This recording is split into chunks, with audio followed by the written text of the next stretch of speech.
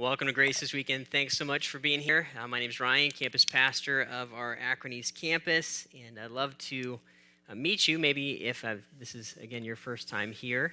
And before we even jump into our conversation today, I want to wish you a happy Valentine's Day, and also, somebody's excited about that. That's fantastic. And I'll also tell you about something that's coming up here just in a few weeks called Discovery Group. And this is actually a really, really great step. If maybe you've been coming for a little bit, or maybe this is your first time here and you're thinking, if I was to take a step outside of just kind of coming to a weekend service, what is the clear next step that I should take? This would be it, Discovery Group. And what it is, it's a 4-week set of conversations that myself and Pastor Aaron would have with you. And what we do is just kind of talk about what the church is about, our DNA, kind of what makes us tick, and why we do what we do. And it's a great opportunity for you to kind of meet other people, connect, and kind of hear the vision of the church. And during that 4-week time frame, here's what we would guarantee you. We'll help you kind of know what the church is about. And then if you want to take steps to get involved, we'll help you to take those steps. Whether that's finding a small group or finding a place to serve, or just kind of looking for a way to engage with what God is doing here at Grace. So encourage you to sign up for that. That is, I believe that's March 7th that starts, and it's right after service, after the second service, so right about noontime, and we have lunch for you, and if you have kids, we'll watch the kids for you as well, and I really would encourage you to sign up for that, or if you have interest in it, sign up, and we'll get you a little bit more info that way. And then we started a series last weekend called Things Jesus Never Said, and I think it's a ton of fun. And in our culture, there's all kinds of things that are attributed to Jesus that often he is quoted, or maybe I should say misquoted, or it's assumed that Jesus would have said some things that probably he didn't say, or he never said at all, or maybe he's never said anything close to that. And that's what we're kind of doing in this series, is diving in and looking at one statement at a time that are things that Jesus never said. And the thing I think that's a little bit tricky about this series, and maybe a little bit fun, is these things that we're looking at, they're not black and white. They're often not completely off, but they're off enough that it's worth really examining and unpacking and looking at it and saying, what is it that this cultural phrase that we would look at, what in that is true and good and we can keep, and what is definitely not something that it would be attributed to the heart of Christ or the mind of Christ, and what can we kind of grab hold of as followers of Jesus. And so last week we opened up the conversation. We looked at believe in yourself and you can do anything. And that was the conversation last week. So if you missed that one, catch up online if you want to. And you can, of course, watch or listen to those for free. If you maybe watch on our YouTube channel, that's probably our best place to stay connected and access those videos and watch that there. So here's what we're going to do this weekend as we kind of dive into the next statement, the next thing that Jesus never said. And here's the thing Jesus never said. Ready? Jesus never said life will be fair. Jesus never said life will be fair. Happy Valentine's Day, life isn't fair, right? Welcome to Grace Church. So here's what we're going to do. We're going to dive into looking at this, unpacking this a little bit, and here's kind of what is tricky about this statement, life will be fair. So the assumption that usually goes with life will be fair is that everybody should be able to have all of the same kinds of experiences or opportunities that everybody else should have, and that mainly that phrase is going to fall into my experience of life. So I want to experience things that other people get to experience, and I don't get to. That isn't fair. Usually that's what we mean by that. I'm not having as much fun or as much enjoyment out of life. Why does that person get to do that and I don't? Is often the way that we're going to come at something not being quite fair. But we're going to see today that fair kind of cuts both ways, and we're going to unpack and examine this a little bit. And here's the thing, a couple caveats before we jump in. One thing I'm going to ask of you as we dive into this conversation today is I'm requesting you to make sure to catch next weekend's conversation. Whether or not you can be here or not, make sure to catch up online if you're going to have to miss it, because this conversation is going to bleed kind of as a part one right into part two next week, and we're going to finish the train of thought talking about another thing that Jesus never said. We'll kind of leave that one up for grabs, but it'll get us all the way there. So please do that for me if you would. If you're a part of this one, make sure to catch next week, and you'll kind of see the rest of the story. And for me, a person growing up not in the church, growing up as an atheist, I needed to understand why the world was the way that it was. Here's what I mean by that. Any thinking person is going to look at life and say, how come? How come good things happen to bad people? How come bad things happen to seemingly good people? Why is it like this? Well, why is it that there's problems in the world that we can't solve? Why do some people get a really raw deal, it feels like, and others kind of don't? And these things are going to, if you're a thinking person, which I know you are, these are going to plague you at times. You're going to think about it or see stories in our culture or experiences from friends and family and wonder kind of why is the world the way that it is? And we're certainly not going to be able to answer or solve everything today. We can't answer or solve all of the problems of the universe, certainly not in one conversation. All I want to do is lay in a basic framework that we can start with, right? It's a starting point for us. So that's kind of what I'm going to promise you today. As I said already, that we're going to finish that out a little bit tomorrow. So here's that basic framework, and let me kind of unpack it a little bit by starting with some things that universally human beings experience and why we experience those. So here's what I mean by that. Let me start off here by saying this first one. Good comes to all people. Good comes to all people. So what are we saying here? Here's our representative of humanity, as always, the blessed stick figure. So that this person, right, gets good coming to them, kind of raining down on them, and that would be true of all people, right? All of humanity are going to experience good things. Now, here's where this starts to get challenging for you and I. I'm okay with getting good things when I get them, and so are you. I love getting good things, so do you, right? We all do. I love to eat good food. I love to enjoy a beautiful sunrise. All right, I like to enjoy sleeping in. Who doesn't like to get some good solid sleep? Man, isn't it great that it's a freezing day and you can cuddle up and go to sleep? That feeling, especially after a great day, is beautiful. Right? There are great, you know what I'm talking about. There are great gifts that God has given, and you're like, man, this is so good. Here's the hard part. The hard part is when somebody who I think of as evil gets something good. Why does that person who is evil get something good? And that's especially hard, doubly hard, if it's something I don't get to have. Why does that evil person get to have all of those resources? Why are they the billionaires? Don't you know that if I was entrusted with that resource, I would do wonderful things because I'm a wonderful person? Right? None of us say that out loud, but sometimes you think that, right? So good comes to all people. Here's the tough question. Why do good things happen to bad people? Quote unquote bad people, right? Let's look at a verse where this is something that Jesus did say. Jesus said some stuff that just is so challenging to me.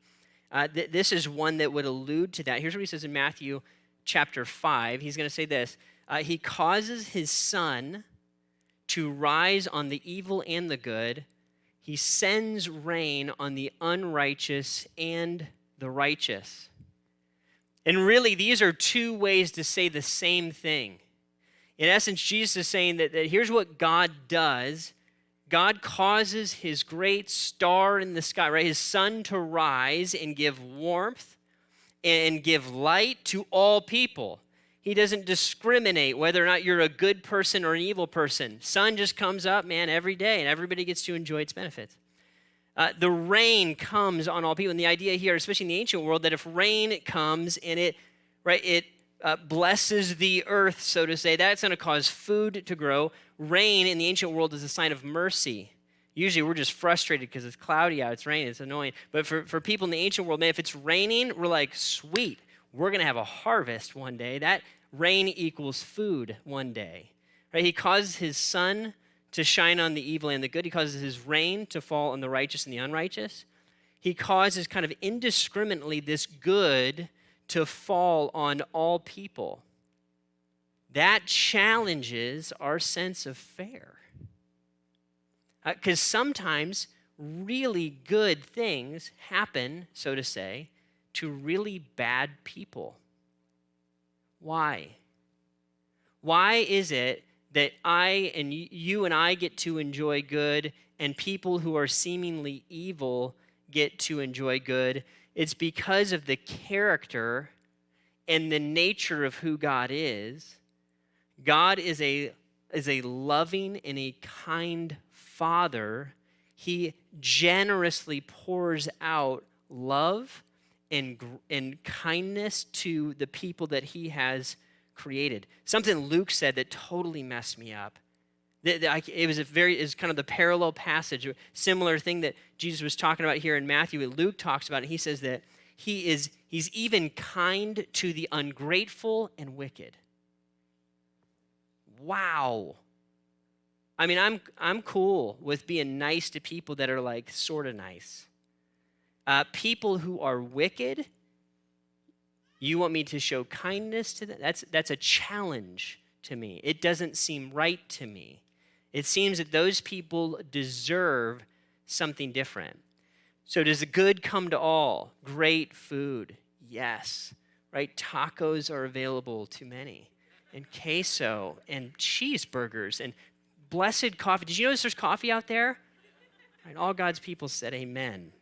We don't really do that much here, but we can do it today. So, right, beautiful, wonderful gifts. And here's the thing, every time we have something good, a wonderful friendship that we get to enjoy, or if it's a romantic relationship, right, it's Valentine's Day, or a great relationship with our parents or our children, or we get to enjoy great food, or like I said, sleep in it, we need to recognize that those are great gifts from a great God.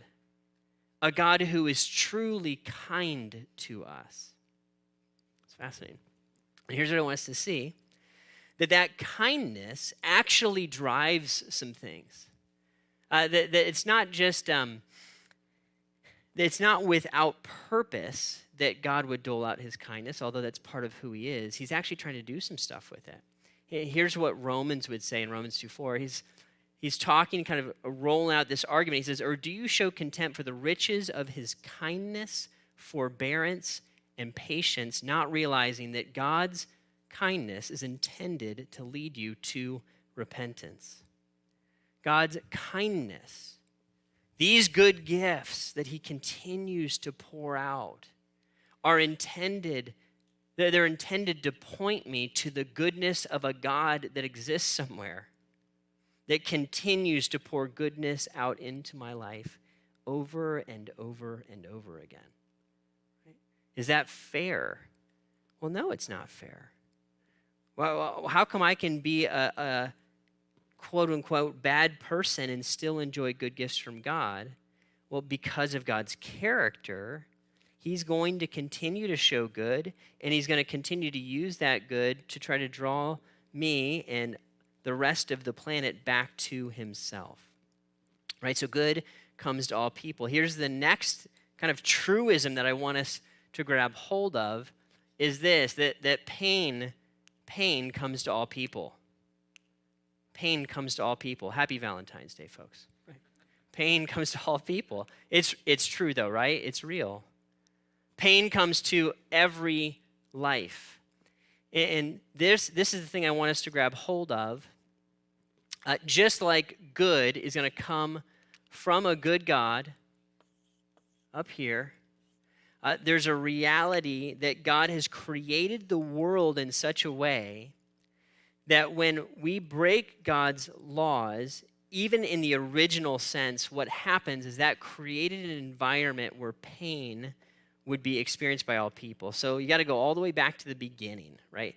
The very first human beings, Adam and Eve, when they were created, there was no sin, there was no pain that we know of. There was harmony and there was goodness and it was awesome, and they enjoyed the good gifts of God without any of the pain and the wreckage that we would understand today. When they broke the command that you and I all would have broken, and we have to start with that, kind of recognizing that. I would have done what Adam did, and you would have done what Adam or Eve did. We all would have done that. Why? Because we do it today. You ever do anything you're not proud of? You ever lie? You ever cheat? You ever say a bad word, right? You ever do something that you're just not proud of and that makes your conscience violated? That's kind of how I knew, right? Even before I was a follower of Jesus, I would have looked and said, I wouldn't have known to use the word sin, but I would have said, man, I've done some things I'm not proud of.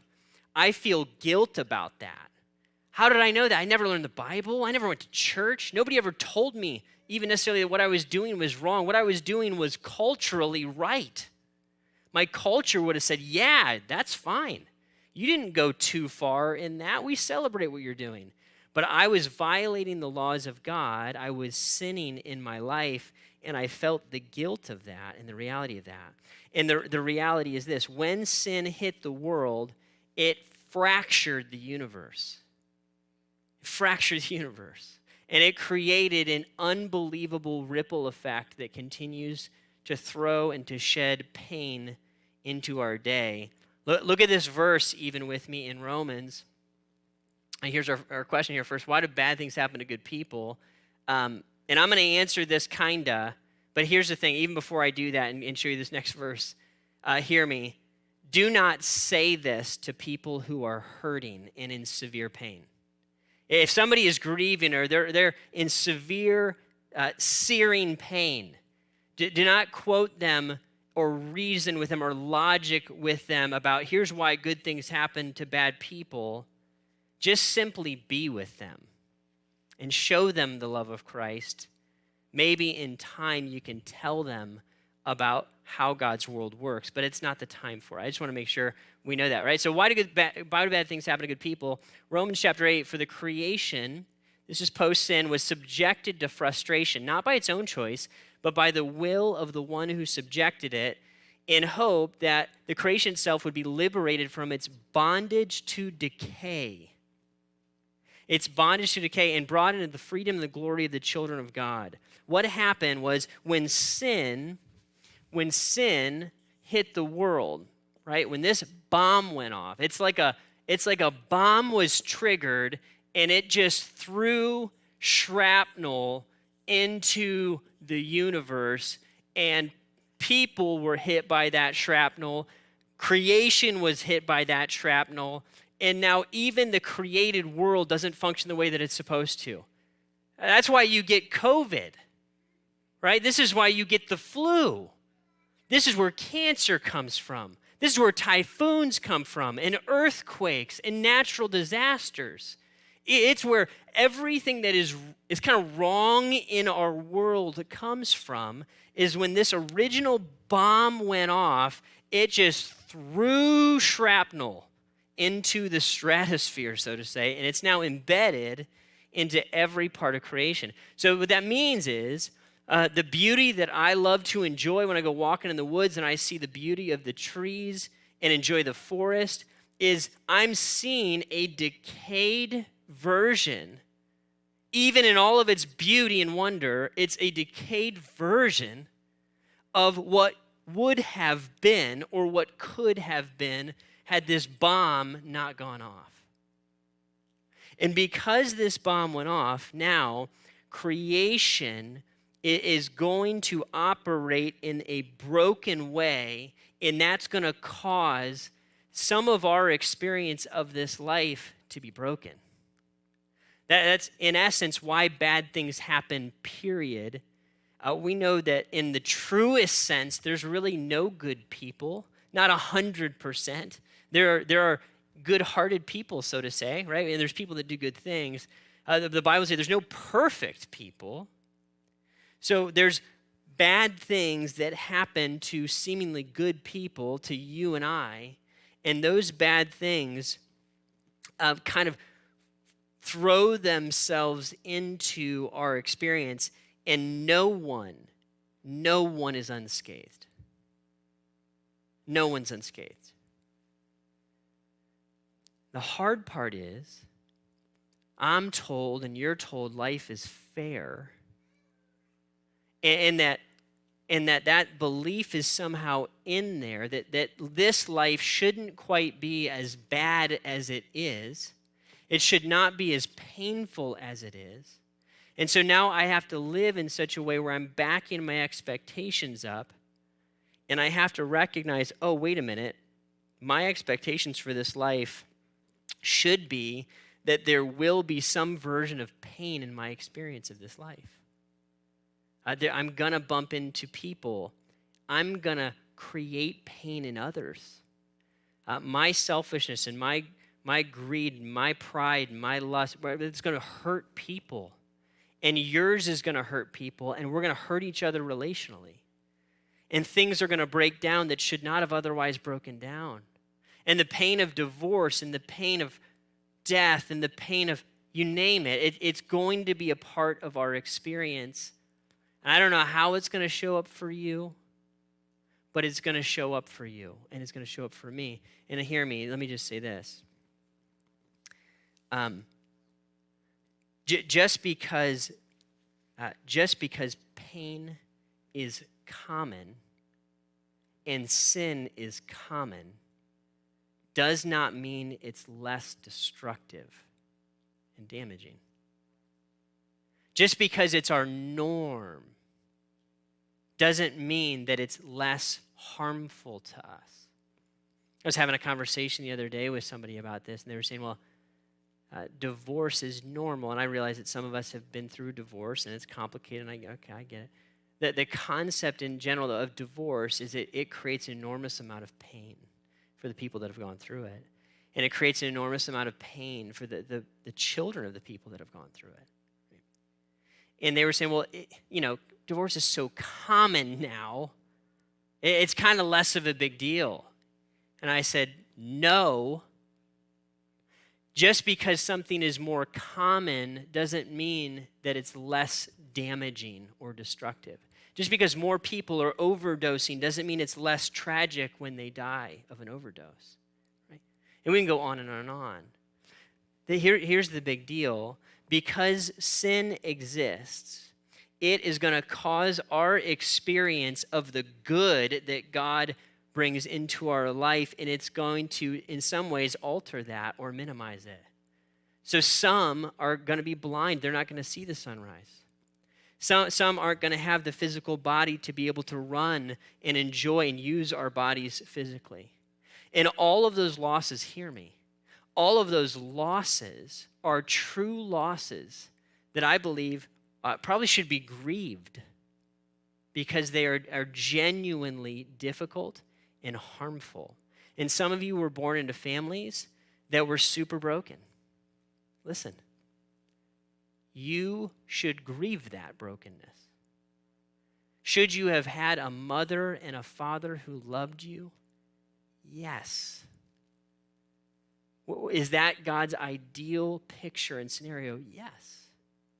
And we could go on and on in scenario by scenario, and even as I'm talking about this, you can think of the pain that has showed up in your experience of this life. And at times, it causes us to wonder, God, are you still good? God, do you still love me? Are you still for us?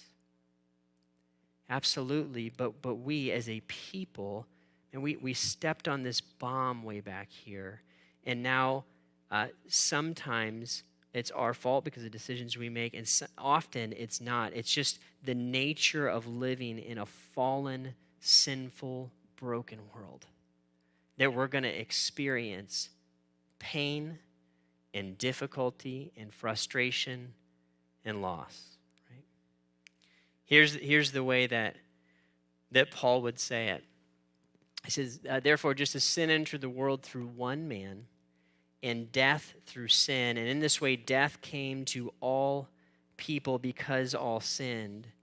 Hear me, when I say sometimes it's our fault, often we tend to think, man, God did this thing to me because I did this one sinful action. I'm not sure that it works that way. God is for you. He loves you. That's what Jesus came to do, is to repair a broken relationship that was caused when we stepped on the bomb. And most of what's happening to us, the difficulty, the damage, the disappointment, the frustration that comes into our lives, is a result of the general sinful breakdown of the planet, the bondage to decay that the creation is in. Is that making sense? So here's where we find ourselves, the goodness of God pouring down into our lives. We can see evidences of it everywhere. The reality that we stepped on the bomb and it threw shrapnel, and sometimes it minimizes the experience of some of the good that we might otherwise be able to enjoy in this life. And what these two realities are going to do is show us that life does not happen, quote unquote, fairly. Everybody doesn't experience the same kinds of good experiences. They don't experience sin in the same kinds of way, or the pain that comes from sin in the same kinds of way. It's just a matter of fact that we all experience it at some level. And these are foundational building block truths. In some ways, this is very, very basic. In some ways, this is super profound and can frame up our worldview and helps life to be sane again. Because now I can see, when I'm trying to understand why is the world so broken, I have an answer. Why am I able to find so much good in people and even in this life? I can see an answer, and I find myself, of course, in the thick and in the middle of both of those. Now, here's the driver, right, behind both of these things. Even in the midst of pain and difficulty and in sin, and certainly in the midst of God's goodness, God is in his grace.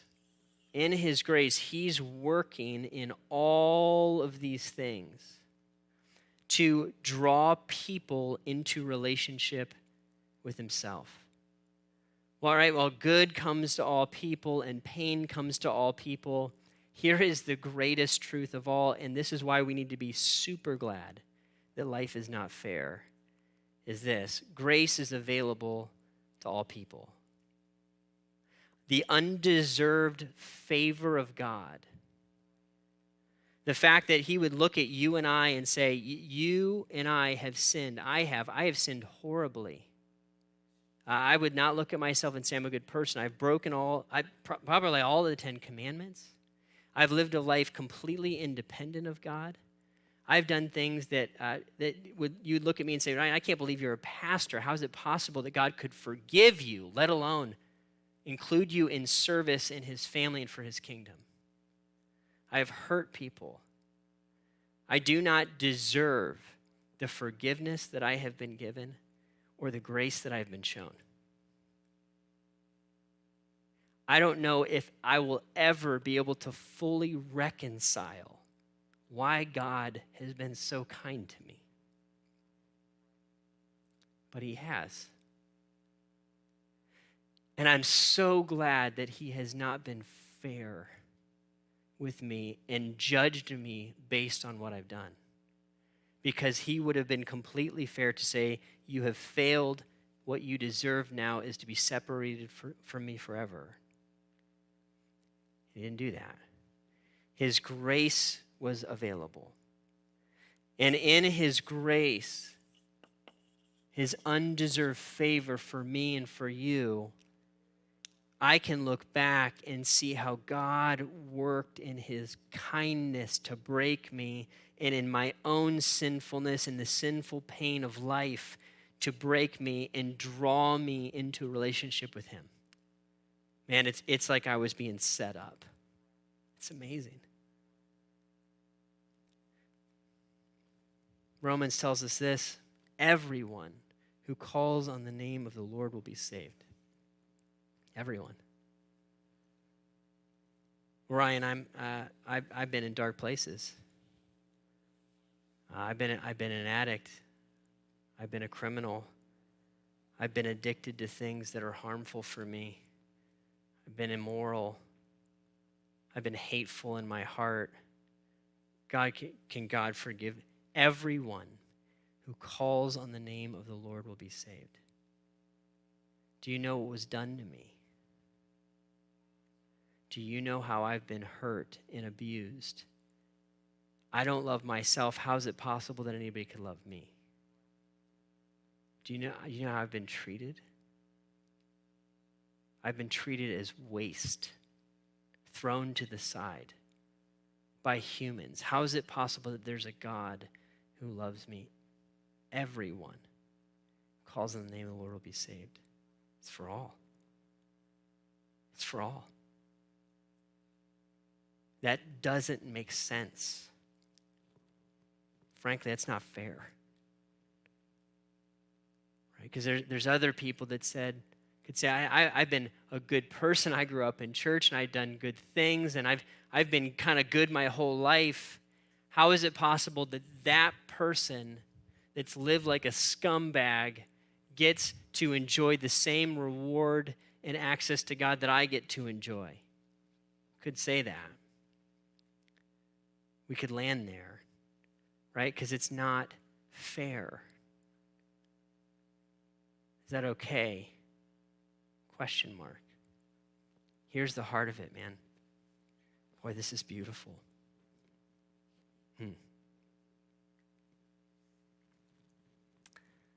Ephesians 2:4. But because of his great love for us, God, who is rich in mercy,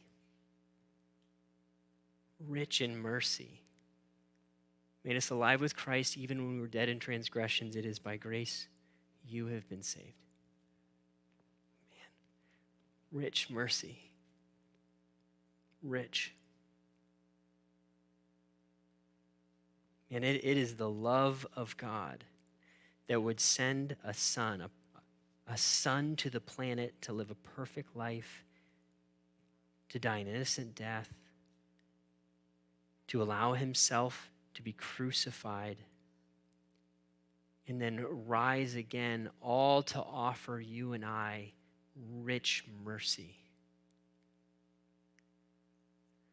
What this does, this picture is the great equalizer in my mind. This picture in my mind helps me to get to a starting point to say, wait a minute, life isn't fair, but God is good.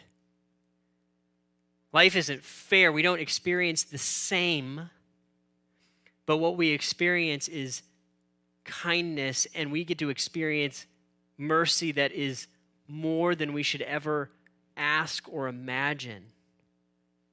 We get to experience the grace of God, the undeserved favor of God. We get to experience Jesus, and that makes all the difference. Is life fair? It is not. It is not fair. And I think probably for all of us, we're going to hit moments where we really wrestle with that. I have. I've hit some real low moments in my life of grief and loss and thought, man, why couldn't I just have that one good thing that you give to many, God? And I'm pretty sure all of you have experienced some level of that. But at the end of the day, boy, I keep coming back to the greater gift. The greater gift of God's grace for me. That no matter what I do or where I've been, who I've hurt, how self-righteous I've been, you name it, no matter where I fall in the spectrum, there is always forgiveness and grace available to me and to you. Guys, here's what I would say as we kind of wrap up our time today. Some of us are going to wrestle with this piece of it, I think. Right? Why do good things happen to bad people? Why do so many get to have what I might want to have? Some of us are going to wrestle with the other side of it. Why do such painful and bad things happen to people who are seemingly good? But here's where I think the Lord would want our attention is way up here. Way up here. That at the end of the day, He is working for the greatest good, which is ultimately our eternity and our hearts and our minds being drawn to the person of Christ. And I'll say this, if you are here and maybe you're wrestling with some of these things and maybe you don't know yet where you stand with Jesus, what I want you to do, what I'd love for you to do, a request of you, is to consider the unfair grace of God that's available to you. The undeserved favor of God that He wants to offer you. And maybe you're like me and you're pretty self-reliant and you say, I don't want to receive anything I can't pay for. You'll never pay for this. Can't. Well, why would God love me like that? I don't know. I don't know. I don't know how God can love us this much. It doesn't make sense. It's not logical. It's only that He has chosen to do that. That He would flex the universe and your circumstances and the pain of life to draw you into relationship with Him, that you might be saved. If you've never thought of or realized that that is God's heart for you, would you recognize that? That this is what Jesus is about. It's what Christianity is about. It's not a club and a thing we do. It's about this. There's a real God. He exists. He loves you. And He literally is dying to know you and to save you and to draw you into relationship. Guys, and for the rest of us, I think we look at this and say, man, maybe there's some things I need to grieve. That there's some losses I have to acknowledge. And at the end of the day, I just want to stare here and say, God, thank you for your grace. Thank you for your reckless love in pursuit of me. Because as the band comes out, we're going to sing about that. We're going to take some time to worship and I think just to say thank you to a God that loves and pursues at all costs. Would you bow your heads? Would you close your eyes with me? We'll pray together.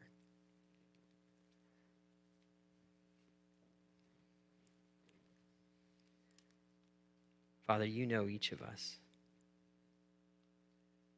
And Lord, you're the one who made us, and you know the things that make us crazy and cause us to ask questions and make us wonder. And Lord, you know the good that is poured out into our lives. Things that bring us joy, happiness. And Lord, through all of it, through every piece of life, the longing of your heart, more than anything, is that we would know you. That we would be found as yours. And that we could see you for who you are. God, would you help us with that today? Through our pain and our questions and our fatigue, would you cause us to look up to you,